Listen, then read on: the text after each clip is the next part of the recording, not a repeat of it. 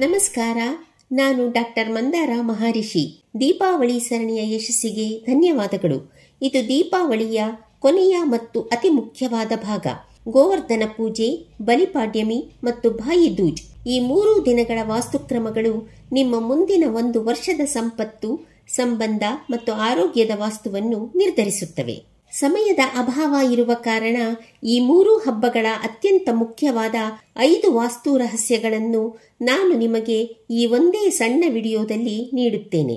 ಈ ಕ್ರಮಗಳನ್ನು ತಪ್ಪದೇ ಪಾಲಿಸಿದರೆ ನಿಮ್ಮ ಸಂಪೂರ್ಣ ವರ್ಷದ ಅದೃಷ್ಟ ಭದ್ರವಾಗಿರುತ್ತದೆ.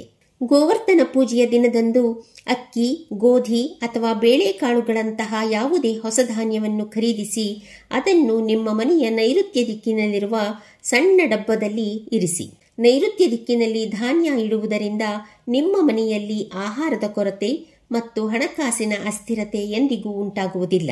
ಗೋವರ್ಧನ ಪರ್ವತದ ರೂಪವನ್ನು ಪೂಜಾ ಕೋಣೆಯಲ್ಲಿ ರಚಿಸಿದ ನಂತರ ಅದನ್ನು ಮನೆಯ ಮುಖ್ಯ ಪ್ರವೇಶ ದ್ವಾರದ ಕಡೆಗೆ ಮುಖ ಮಾಡಿ ಇರಿಸಿ.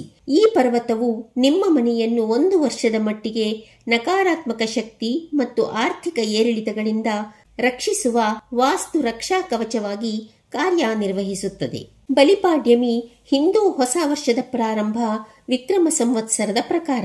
ನೀವು ಈ ದಿನ ವಾಸ್ತುಬದ್ಧವಾಗಿ ಮಾಡಿದ ಸಂಕಲ್ಪಗಳು ಸಂಪೂರ್ಣ ವರ್ಷಕ್ಕೆ ನಿಮ್ಮ ಅದೃಷ್ಟವನ್ನು ಬರೆಯುತ್ತವೆ.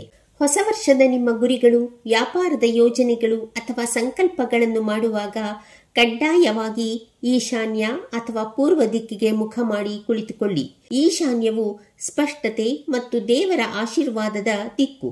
ಈ ದಿಕ್ಕಿಗೆ ಮುಖ ಮಾಡಿ ಸಂಕಲ್ಪ ಮಾಡುವುದರಿಂದ ನಿಮ್ಮ ಗುರಿಗಳನ್ನು ಈಡೇರಿಸಲು ಬ್ರಹ್ಮಾಂಡದ ಶಕ್ತಿಯು ನಿಮ್ಮನ್ನು ಆಕರ್ಷಿಸುತ್ತದೆ.